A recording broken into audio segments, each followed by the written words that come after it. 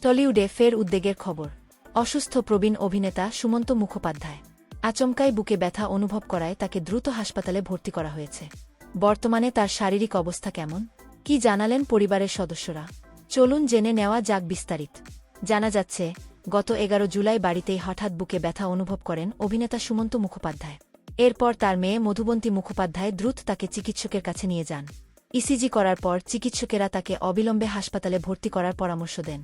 পরিবার সূত্রে খবর, হৃদরোগে আক্রান্ত হয়েছেন প্রবীণ এই অভিনেতা এবং তাকে আইসিইউতে রাখা হয়েছিল।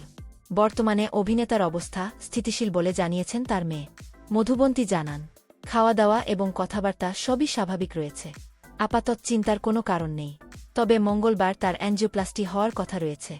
স্টেন্ট বসানোর প্রয়োজন হবে কিনা সে বিষয়ে এখনও চিকিৎসকেরা কোনো চূড়ান্ত সিদ্ধান্ত জানাননি। এই খবর প্রকাশ্যে আসতেই উদ্বিগ্ন হয়ে পড়েছেন তার অসংখ্য অনুরাগী। বর্তমানে দর্শকরা তাকে দেখছেন জনপ্রিয় ধারাবাহিক কুমকুমে।